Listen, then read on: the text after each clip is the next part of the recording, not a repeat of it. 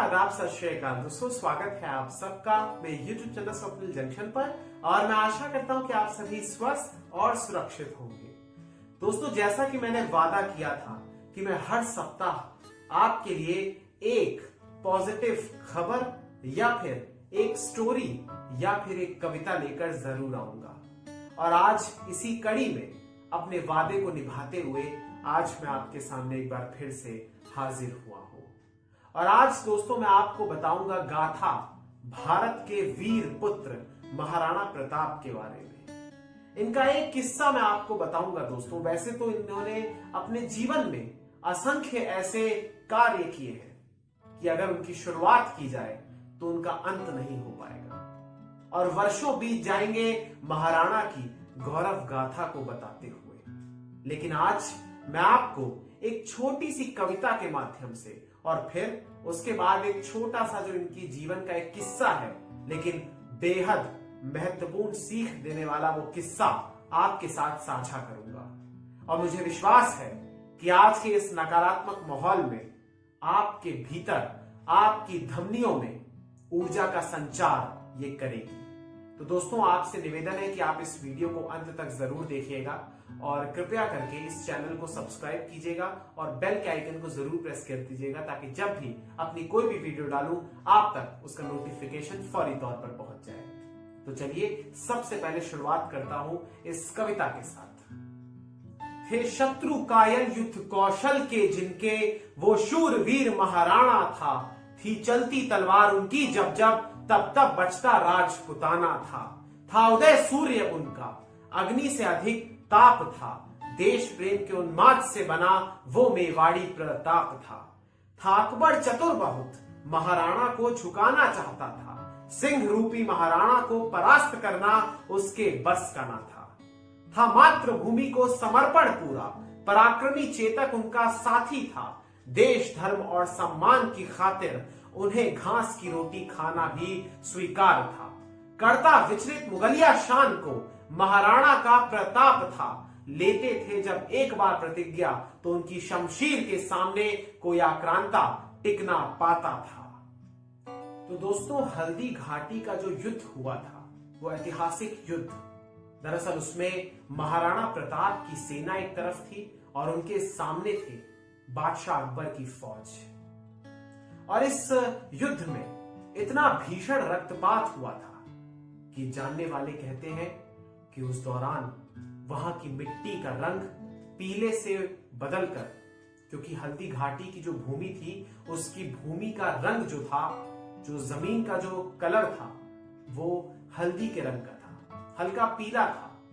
लेकिन वहां पर इतना भीषण रक्तपात हुआ कि उसका रंग सुर्ख हो गया, लाल रंग का हो गया। हालांकि इस युद्ध में दोस्तों आपको मैं बताना चाहूंगा कि जहां एक और महाराणा प्रताप की सेना थी जिसमें बताया जाता है कि 15 से 20 हजार सैनिक थे, उसमें भील भी मौजूद थे और उसमें अफगान सैनिक भी मौजूद थे और राजपूत सैनिक तो थे ही। लेकिन उसके सामने शत्रु पक्ष के जो सैनिक थे उनकी संख्या महाराणा प्रताप की सेना की संख्या की तुलना में 4 से 5 गुना ज्यादा थी। लिहाजा स्वाभाविक है कि जब एक पक्ष के पास इतनी विशाल सेना होगी तो जीत उसी की होनी है। लेकिन इस युद्ध में एक बहुत ही अविश्वसनीय घटना हुई और अविश्वसनीय घटना यह है दोस्तों कि भले ही बादशाह अकबर की फौज ने महाराणा प्रताप को या उनकी सेना को काफी नुकसान पहुंचाया और उसी तरीके से महाराणा प्रताप की सेना ने भी बहुत ज्यादा नुकसान पहुंचाया। इतना अकबर ने कल्पना भी नहीं की थी कि वो इतना भीषण नुकसान झेलेगा। लेकिन अकबर की एक ख्वाहिश थी, अकबर की एक इच्छा थी। वो चाहता था कि महाराणा प्रताप उसके सामने शीश झुकाएं। लेकिन महाराणा प्रताप कभी भी अकबर के सामने झुके नहीं। अकबर क्या, वो कभी किसी के सामने झुके नहीं। केवल ईश्वर और अपने माता पिता और अपने बुजुर्गों के अलावा उन्होंने कभी भी किसी शत्रु, किसी विदेशी आक्रांता के सामने अपना शीश नहीं झुकाया। महाराणा का गौरव, महाराणा का शौर्य महाराणा का पराक्रम इतना गजब का था। और इस युद्ध में जो अविश्वसनीय बात यह हुई कि दरअसल इस युद्ध में अकबर की ये इच्छा पूरी ही नहीं हो सकी, क्योंकि महाराणा बहुत पहले ही जा चुके थे और महाराणा को अपने सामने झुकाने की कसक चूंकि अकबर नहीं पूरी कर पाया, इसलिए इस युद्ध का परिणाम ये रहा कि ना तो अकबर की जीत हुई और ना ही महाराणा की हार हुई। लेकिन इस युद्ध के बाद महाराणा अपना अधिकांश जीवन जंगलों में बिताने लगे। अरावली की पहाड़ियों की गुफाओं में वो रहने लगे, शिलाओं पर सोने लगे, पोखरों का पानी पीने लगे, पोखर से पानी वो पीते थे जो तालाब होता है, और बेहद सादा भोजन करते थे।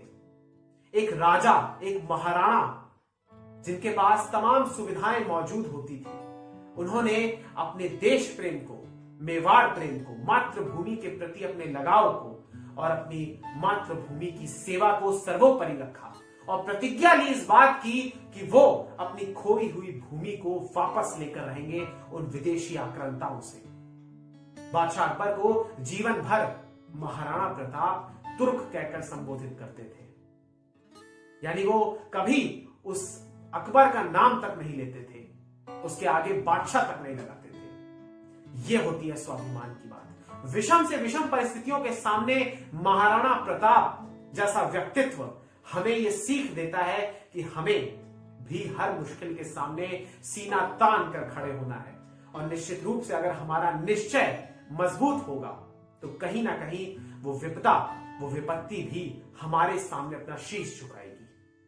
बहरहाल दोस्तों, आपको मैं बताना चाहूंगा कि जब महाराणा इतनी विषम परिस्थितियों में रहने लगे, उनके साथ उनका परिवार भी रहता था, उनके बच्चे, उनकी पत्नियां भी रहती थी, और इन सब ने भी महाराणा की ढाल बनकर उनका साथ दिया।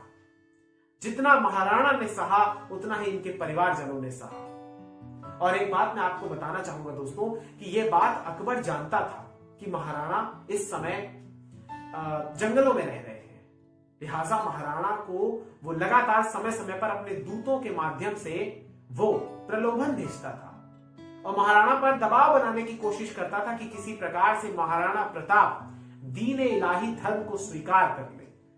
लेकिन महाराणा ने कभी ऐसा नहीं किया। महाराणा को कभी भी अपने आत्मसम्मान, अपने देश, अपनी माटी के साथ कभी भी समझौता स्वीकार नहीं था। उनकी यही बात उन्हें जग में सबसे निराली बनाती है। मैं आपको बताना चाहूंगा दोस्तों कि एक बार मेवाड़ के गौरव भामा शाह ने महाराणा प्रताप के समक्ष उन्हें भेंट के तौर पर, एक प्रकार से आप ऐसे समझिए कि उनके सामने अपनी तमाम धन संपदा को, अपनी संपत्ति को समर्पित कर दिया महाराणा के चरणों में। और इसमें 20 लाख, मेरा अगर मेरे को एग्जैक्टली याद आ रहा है, 20 से 25 लाख अशर्फियां थी और इतने ही वहां पर धन था। और आपको पता है कि महाराणा ने इस पूरी संपत्ति का कैसे उपयोग किया, इसका कैसे सदुपयोग किया। उन्होंने दरअसल अपनी सेना का पुनर्गठन किया, उन्होंने अपनी सेना को प्रशिक्षित किया, जंगलों में जो भील थे उनकी सहायता ली, उनको भी प्रशिक्षित किया, और फिर छापा मार युद्ध नीति के तहत अपने मेवाड़ को, अपनी खोई हुई भूमि के अधिकांश हिस्से को, सिर्फ चित्तौड़ को छोड़कर उन्होंने अपनी तमाम भूमि को पुनः प्राप्त कर लिया। यहां पर दोस्तों महाराणा के जो एक प्रकार से व्यक्तित्व से हमें सीखने को मिलता है वो यही मिलता है कि आपको अगर थोड़ा संघर्ष करना पड़ रहा है तो आप उससे घबराइए नहीं, आपको डटकर संघर्ष करना है। और उस जीवन में जिसमें आप रहते हैं, आपको जो ये जीवन मिला है, ये मनुष्य का जीवन मिला है, ये बहुत ही मुश्किलों से मिलता है, बहुत ही पुण्य कमाने के बाद मिलता है। इसलिए अपने जीवन को व्यर्थ नहीं करना चाहिए, और भले ही कितनी मुश्किलात आ जाए, कितनी समस्याएं आ जाए, पूरी निरंतरता के साथ, पूरे डेडिकेशन के साथ एक प्रकार से अपने कर्तव्य का निर्वहन करना है, और फिर विजय श्री आपको ही चूमेगी। यही महाराणा प्रताप के जीवन से हमें सीख मिलती है दोस्तों। महाराणा को तमाम प्रलोभन दिए। महाराणा को एक बात मैं आपको और बताना चाहूंगा कि जो उनके मित्र राजा थे वो लगातार कहते थे कि आप हमारे साथ रह लीजिए, आपकी जान को यहाँ पर खतरा हो सकता है। लेकिन मजाल है कि महाराणा ने जो प्रतिज्ञा ली थी उसके वो विरुद्ध चले जाते। महाराणा ने कहा, जब तक मैं अपनी पुरानी भूमि को प्राप्त नहीं कर लेता तब तक मैं महलों में नहीं जाऊंगा। और उन्होंने तमाम महलों के सुख को त्याग दिया। और बाद में आप देखिए कि उन्होंने अपनी खोई हुई भूमि को पुनः प्राप्त कर लिया। ये थे महाराणा, ये थे अमर महाराणा प्रताप की गाथा। बहुत बहुत शुक्रिया दोस्तों, बहुत बहुत धन्यवाद। जय हिंद, जय भारत, वंदे मातरम, इंकलाब जिंदाबाद, सत्यमेव जयते। नमस्कार।